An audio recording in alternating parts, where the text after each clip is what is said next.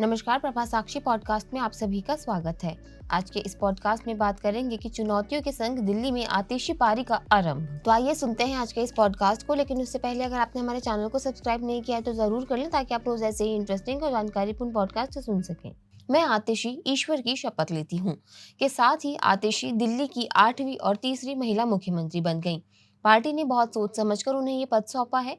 महिला हैं, विश्वास पात्र हैं और पार्टी के प्रति पूर्ण वफादार भी हैं। इसलिए वरना अरविंद केजरीवाल बिहार के मुख्यमंत्री, नीतीश कुमार और झारखंड के मुख्यमंत्री हेमंत सोरेन जैसा जोखिम जानबूझकर नहीं उठाते।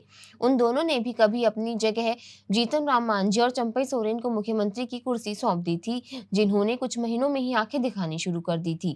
खैर, केजरीवाल भी इस कड़ी में शामिल होते, उसके लिए उन्होंने गंभीरता से होमवर्क करके ही अपनी सीट पर आतिशी को बिठाने का निर्णय लिया। फिलहाल दिल्ली की स्थिति बिहार झारखंड जैसी नहीं है, क्योंकि दिल्ली में अगले 4-5 महीनों के भीतर ही विधानसभा चुनाव होने हैं। अब से कुछ समय बाद ही आचार संहिता लगने वाली है। पार्टी कार्यकर्ता आतिशी की ताजपोशी को बेशक आतिशीपारी कह रहे हैं, लेकिन चुनौतियां भी कोई कम नहीं है। सभी भली भांति जानते हैं कि नई मुख्यमंत्री के लिए करने को कुछ ज्यादा नहीं है, सिर्फ नाम भर की मुख्यमंत्री रहेंगी। ये भी सच है कि कुर्सी पर बेशक आतिशी बैठे, लेकिन चलाएंगे केजरीवाल ही। सरकार संचालन का रिमोट केजरीवाल के पास ही सदैव रहेगा। बहरहाल, अरविंद केजरीवाल अभी कोर्ट कचहरी और कानूनी पचड़े में बुरी तरह फंसे हुए हैं। आतिशी को दिल्ली की कमान सौंपने के पीछे एक वजह ये भी है कि वो महिला है, इसलिए विपक्ष खासकर भाजपा खुलकर हमलावर नहीं होगा। पार्टी नेताओं की माने तो आतिशी को चुनाव तक के लिए जिम्मेदारी सौंपी गई है। इस बीच वो गड़बड़ाई पार्टी की स्थिति को कितना संभाल पाती हैं, ये उनके सामने कड़ी परीक्षा जैसा होगा।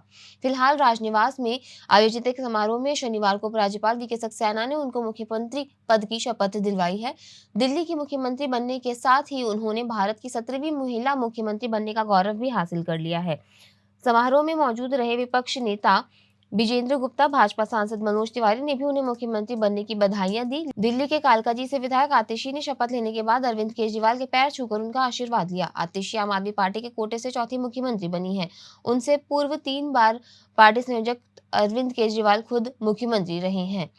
आतिशी की जगह अगर कोई पुरुष नेता मुख्यमंत्री बनता तो भाजपा हमलावर होती, इसलिए केजरीवाल ने महिला को सीएम की कुर्सी सौंपकर बड़ी सियासी दांव खेला है। मुख्यमंत्री आतिशी के समक्ष चुनौतियां बेशक हजार हो, लेकिन पार्टी उनके पीछे खड़ी है। पार्टी उन्हें चुनाव तक धुआंधार पारी खेलने का मौका देगी, क्योंकि अगले साल विधानसभा चुनाव में पार्टी की वापसी भी करवानी है। मीडिया और सार्वजनिक रूप से सबसे बड़ा सवाल यही है कि चारों ओर गूंज रहा है कि अगले वर्ष होने वाले चुनाव तक मुख्यमंत्री आतिशी पार्टी की वापसी करवा पाएंगी या नहीं। दिल्ली के सरकारी कामकाज काफी हद तक रुके हुए हैं, उन्हें दोबारा से संचालित करना होगा। पार्टी के कई नेता नाराज होकर दूसरे दलों में चले गए हैं और कोई न जाए उन्हें रोकना होगा। रूठे नेताओं को मनाना होगा। एमसीडी जोन में चुनाव में पार्टी भाजपा से पिछड़ चुकी है, दोबारा से पटरी पर लाना होगा। ऐसे कई मुद्दे नई मुख्यमंत्री के सामने मुंह खोले खड़े हैं, उन सभी को उन्हें पार पाना होगा। कुछ कठोर निर्णय भी लेने पड़ सकते हैं। अगले सप्ताह विधानसभा का सत्र भी बुलाया गया है। दिल्ली की शिक्षा व्यवस्था, स्वास्थ्य महकमा भी चरमा गया है, जबकि ये एक ऐसे महकमे हैं जिनके बूते पर उनकी पार्टी प्रचार करती है। शिक्षा में क्रांति लाने वाले मनीष सिसोदिया भी मंत्रिमंडल का हिस्सा नहीं है। दिल्ली के पूर्व मुख्यमंत्रियों के कार्यकाल पर नजर डाले तो कईयों का बहुत अच्छा इतिहास और शानदार कार्यकाल रहा है।